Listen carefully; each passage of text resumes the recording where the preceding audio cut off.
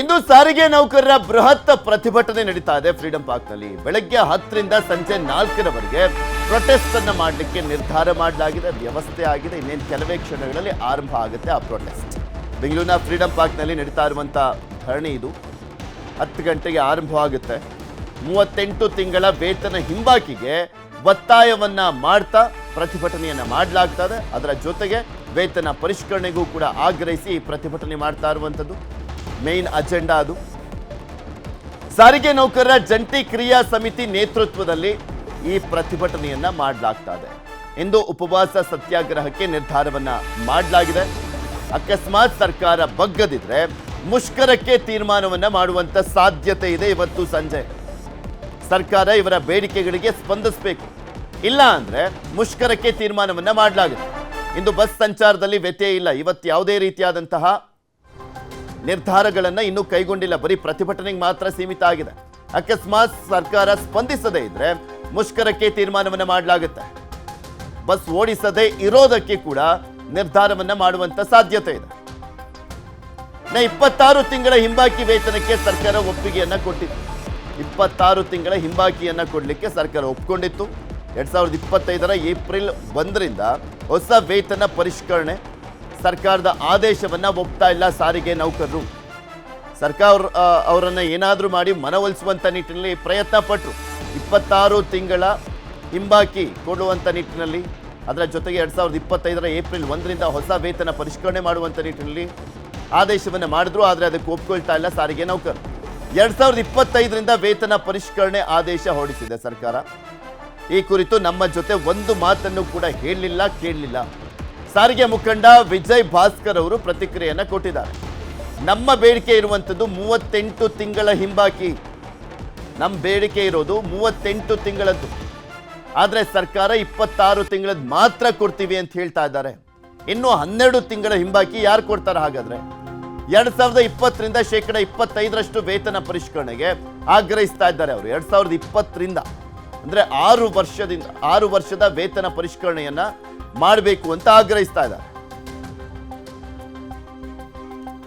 ಇದೇ ವಿಚಾರಕ್ಕೆ ಸಂಬಂಧಪಟ್ಟಂತೆ ಸಾರಿಗೆ ಮುಖಂಡರಾಗಿರುವಂತ ವಿಜಯ್ ಭಾಸ್ಕರ್ ಅವರನ್ನ ನಮ್ಮ ಪ್ರತಿನಿಧಿ ಶರಣು ಹಂಪಿ ಮಾತನಾಡಿಸಿದ್ದಾರೆ. ಏನ್ ಹೇಳಿದ್ರು ಕೇಳೋಣ. ಬೆಂಗಳೂರು ಚಲೋನಲ್ಲಿ ಯಾವ ರೀತಿಯಾದಂಥ ನಿರ್ಧಾರನ ಕೈಗೊಳ್ತಾರೆ? ಎಲ್ಲ ಸಾರಿಗೆ ನೌಕರರು ಈ ಬೆಂಗಳೂರು ಚಲೋದಲ್ಲಿ ಭಾಗಿಯಾಗ್ತಾರಾ? ಇದರಿಂದ ಪ್ರಯಾಣಿಕರಿಗೆ ತೊಂದರೆ ಆಗತ್ತಾ? ಬನ್ನಿ ಈ ಬಗ್ಗೆ ಮಾತಾಡಲಿಕ್ಕೆ ಸಾರಿಗೆ ನೌಕರರ ಮುಖಂಡರಾದಂಥ ವಿಜಯ್ ಭಾಸ್ಕರ್ ಇದ್ದಾರೆ. ಅವ್ರನ್ನೇ ಮಾತಾಡಿಸ್ತಾ ಹೋಗ್ತೀನಿ.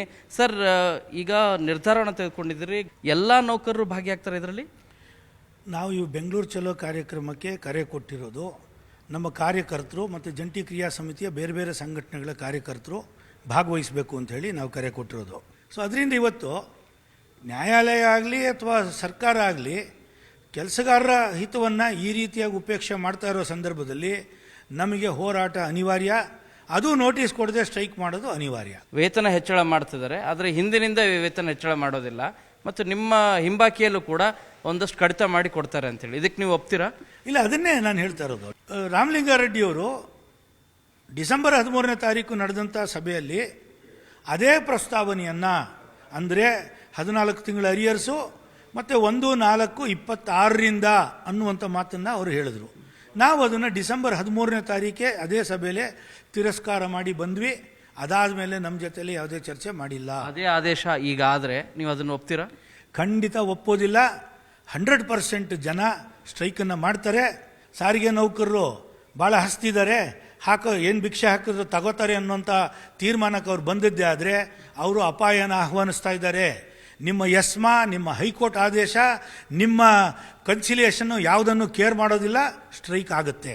ಆ ಆದೇಶವನ್ನು ನಾವು ಸಭೆಯಲ್ಲೇ ನಾವು ತಿರಸ್ಕಾರ ಮಾಡಿದ್ದೀವಿ. ಈಗ ಆದೇಶ ಹೊರಡಿಸಿದ್ರೂ ಕೂಡ ನಾವು ಅದನ್ನು ಒಪ್ಪೋದಿಲ್ಲ, ಎಲ್ಲರೂ ಕೂಡ ಬೀದಿಗಿಳಿದು ಹೋರಾಟ ಮಾಡ್ತೇವೆ ಅಂತೇಳಿ ಸರ್ಕಾರಕ್ಕೆ ಎಚ್ಚರಿಕೆಯನ್ನು ನೀಡ್ತಾ ಇದ್ದಾರೆ. ಕ್ಯಾಮ್ರಾ ಪರ್ಸನ್ ರಾಯ್ಡು ಜೊತೆ ಶರಣು ಹಂಪಿ, ನ್ಯೂಸ್ 18.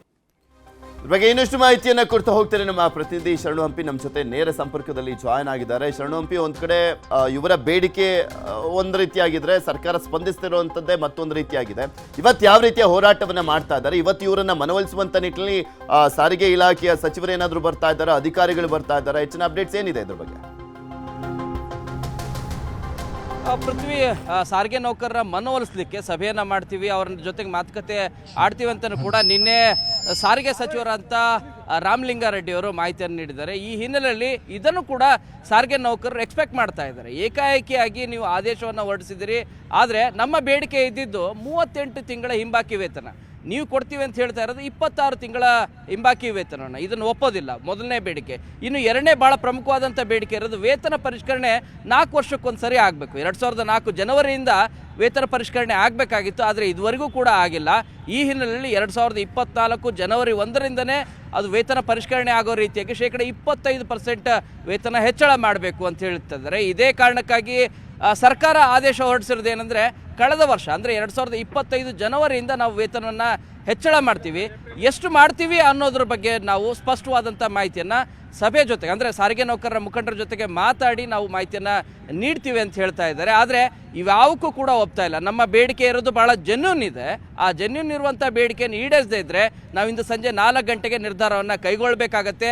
ಅಷ್ಟುವರೆಗೂ ಸರ್ಕಾರಕ್ಕೆ ಡೆಡ್ಲೈನ್ ಇದೆ ಅಂತಲೂ ಕೂಡ ಎಚ್ಚರಿಕೆಯನ್ನು ನೀಡಿದ್ದಾರೆ. ಈಗಾಗಲೇ ಫ್ರೀಡಂ ಪಾರ್ಕ್ನಲ್ಲಿ ರಾಜ್ಯದ ವಿವಿಧ ಭಾಗಗಳಿಂದನೂ ಕೂಡ ಸಾರಿಗೆ ನೌಕರರೆಲ್ಲರೂ ಕೂಡ ಆಗಮಿಸ್ತಾ ಇದ್ದಾರೆ. ನಮ್ಮ ಜೊತೆಗೆ ಸಾರಿಗೆ ಮುಖಂಡರಿದ್ದಾರೆ. ಹುಬ್ಬಳ್ಳಿಯಿಂದ ಬಂದಂಥ NWKSRTC ಕ್ಷೇಮಾಭಿವೃದ್ಧಿ SC/ST ಕ್ಷೇಮಾಭಿವೃದ್ಧಿ ಸಂಘದ ಅಧ್ಯಕ್ಷರು, ಅವ್ರನ್ನೇ ಮಾತಾಡ್ಸೋಣ. ಸರ್, ಈಗ ಸರ್ಕಾರ ಹೇಳಿದೆ 26 ತಿಂಗಳ ಹಿಂಬಾಕಿ ವೇತನ ಕೊಡ್ತೀವಿ, 25 ಜನವರಿಯಿಂದ ನಿಮಗೆ ವೇತನ ಪರಿಷ್ಕರಣೆ ಕೂಡ ಲಾಗು ಆಗೋ ರೀತಿಯಾಗಿ ಅಂತ.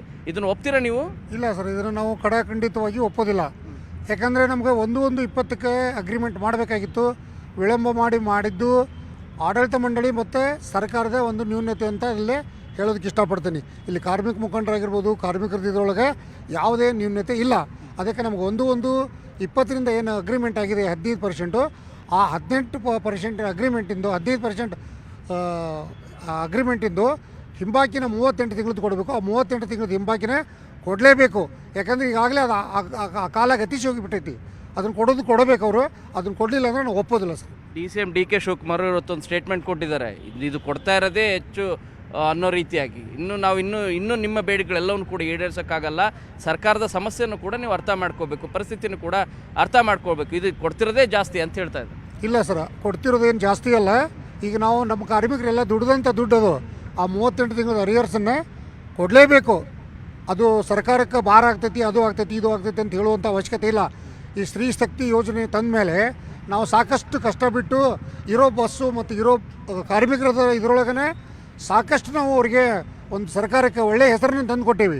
ಆ ಒಳ್ಳೆಯ ಹೆಸರನ್ನು ತಂದು ಕೊಟ್ಟಿದ್ದಕ್ಕಾದರೂ ನಮ್ಮ KSRTC ಕಾರ್ಮಿಕರಿಗೆ ಅವರು ಈ 38 ತಿಂಗಳ ಅರಿಯರ್ಸನ್ನು ಕೊಡಲೇಬೇಕು.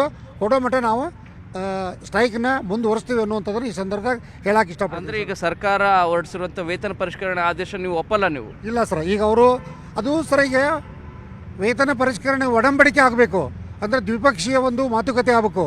ಈಗ ಅವ್ರು ಮಾಡಿರೋದು ಏಕಪಕ್ಷೀಯವಾದಂಥ ತೀರ್ಮಾನ. ಆ ತೀರ್ಮಾನಕ್ಕೆ ನಾವು ಬದ್ಧರಾಗಿರೋದಿಲ್ಲ. ಅವರು ಅದು ಏಕಪಕ್ಷೀಯವಾಗಿ ತೀರ್ಮಾನ ಮಾಡಬೇಕಾಗಿತ್ತಂದ್ರೆ 2 ವರ್ಷದ ಹಿಂದೆ ಮಾಡ್ಬೋದಿತ್ತು. ಅವರು ಇಲ್ಲಿ ಮಟ್ಟ ಅವ್ರು ಜಗ್ಗು ಅವಶ್ಯಕತೆನೇ ಇರಲಿಲ್ಲ. ಅದಕ್ಕೆ ಸರ್ಕಾರ ಈ ನಮ್ಮ 1,15,000 ಕಾರ್ಮಿಕರ ಒಂದು ಇದನ್ನು ಮನದಲ್ಲಿ ಇಟ್ಕೊಂಡು ಈ 1/1/20ರಿಂದ ಏನು 38 ತಿಂಗಳದ ಅರಿಯರ್ಸ್ ಕೊಡಬೇಕು, ಅದನ್ನು ಕೊಡಬೇಕು. 1/1/24ರಿಂದ ಆ ವೇತನ ಪರಿಷ್ಕರಣೆಯನ್ನು ಮಾಡಿಕೊಡ್ಬೇಕಂತೇಳಿ ನಾನು ಸ್ಪಷ್ಟವಾಗಿ ಹೇಳೋದಕ್ಕೆ ಇಷ್ಟಪಡ್ತೀನಿ ಸರ್. ಎಸ್, ಇವರು ತಮ್ಮ ಬೇಡಿಕೆಗೆ ಪಟ್ಟು ಹಿಡಿದಿದ್ದಾರೆ. ಒಂದು ವೇಳೆ ಬೇಡಿಕೆ ಏನಾದರೂ ಈಡೇರಿಸದೇ ಇದ್ದರೆ ನಾವಂತೂ ಮುಷ್ಕರ ಮಾಡ್ತೀವಿ ಅನ್ನೋದನ್ನು ಮತ್ತೊಂದು ಸಾರಿ ಅವರು ಪ್ರತಿಧ್ವನಿಸ್ತಾ ಇದ್ದಾರೆ. ನೋಡೋಣ ಇವರ ಬೇಡಿಕೆಗೆ ಮಣಿತಾರಾ ಅಥವಾ ಇವರನ್ನ ಮನವೊಲಿಸುವಂಥ ಕೆಲಸ ಆಗುತ್ತಾ ಅಂತ. ಧನ್ಯವಾದ ಶರಣು ಹಂಪಿ, ನಿಮ್ಮೆಲ್ಲ ಮಾಹಿತಿ.